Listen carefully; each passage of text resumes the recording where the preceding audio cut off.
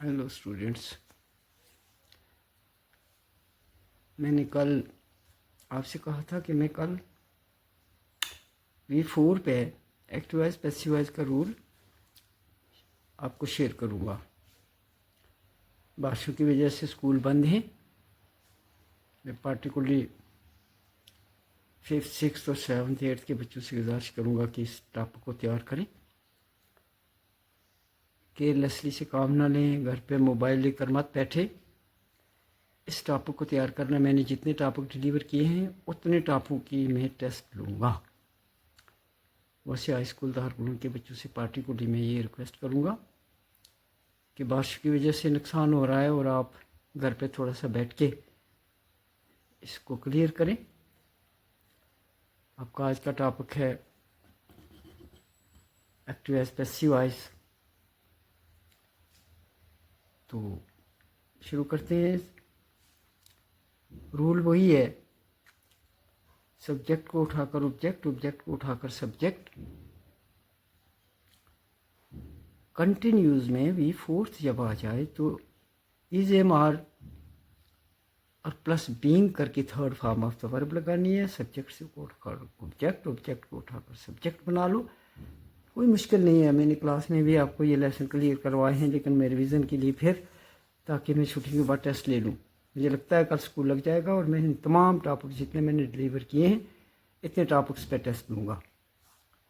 तो शुरू करते। याद रहे कि V4 जब भी जुमले में आ जाए तो रूल वही है, सिर्फ आपने बीइंग का इस्तेमाल करना है, सिर्फ बीइंग का इस्तेमाल करना है। सब्जेक्ट को उठाकर ऑब्जेक्ट, ऑब्जेक्ट को उठाकर सब्जेक्ट बनाकर फोर्थ फॉर्म ऑफ बीइंग लगाकर third form of the verb लगानी। शुरू करते हैं। The boys are flying kites. The boy subject है, काइट्स ऑब्जेक्ट है। सब्जेक्ट को उठाकर ऑब्जेक्ट और ऑब्जेक्ट को उठाकर सब्जेक्ट बना लो तो आ जाएगा आपका काइट्स, काइट्स और being flown by the boys. Kites को सब्जेक्ट बनाया, बॉयज को ऑब्जेक्ट बना लिया, आइज एम आर का इस्तेमाल करके बीइंग यूज कर दिया। बस वही वो रूल वही है आपका। अब आप केयरलेसली से काम करें तो वो आपकी मर्जी। फिर he is driving a car, तो इसका भी वही है, कार को उठाकर सब्जेक्ट बना लो, ही को उठाकर ऑब्जेक्ट बना लो, इज एम आर लगाकर being plus third form of the verb. A car is being drived by him.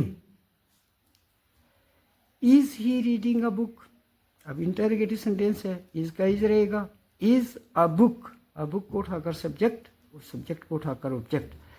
A book be is being, a book is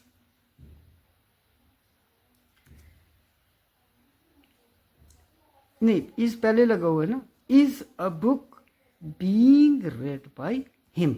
is का इज आ गया नीचे, ही को उठाकर ऑब्जेक्ट बना लिया, बुक को उठाकर सब्जेक्ट बना लिया। Is a book being read by him. चलिए आगे।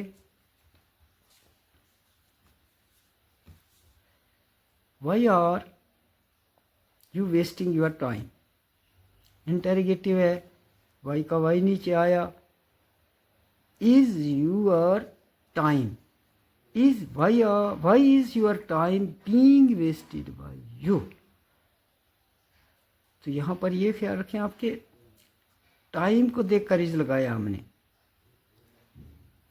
तो यू के बाद हमेशा आर आता है, बट यहां क्या आएगा, टाइम को देखकर इज लगाया। Why is your time being wasted by you. Who is laughing at the beggar, who is laughing at the beggar. अब इसको देख लें।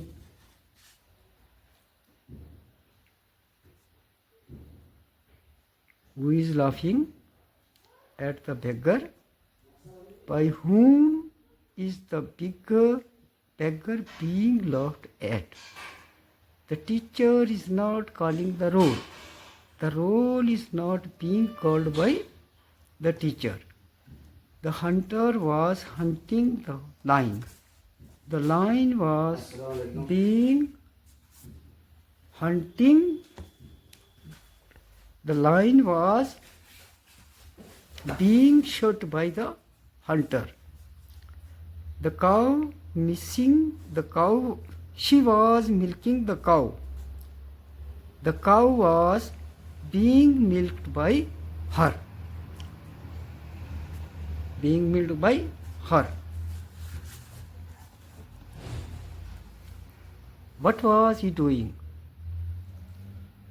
What was being done by him?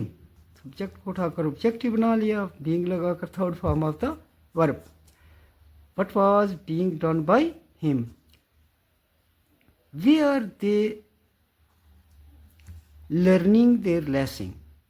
Were they learning their lesson?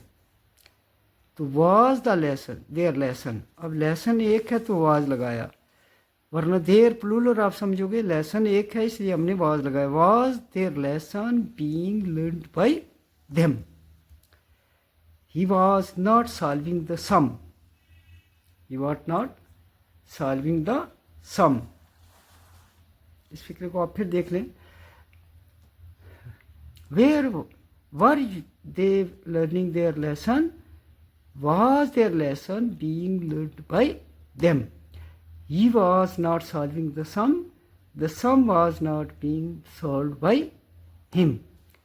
तो ये जितने भी आपका ये लेसन डिलीवर किया मैंने V4 पर, V first, V second, first form of the verb, second form of the verb कल किया था, fourth form of the verb इसलिए मैंने किया कि प्रेजेंट इंडेफिनिट के बाद पास्ट प्रेजेंट कंटिन्यूज आता है, और पास्ट कंटिन्यूज और प्रेजेंट कंटिन्यूज में आपने बीइंग लगाकर third form of the verb is, am, are, was verb का यूज़ करके लेसन को कंप्लीट करना है. छुट्टियां हैं, मैं कल अगर स्कूल लग गया तो फर्स्ट टाइम में मैं इन्हीं लेसनों पे टेस्ट लूँगा. केयरलेसली से काम ना लेना. शुक्रिया.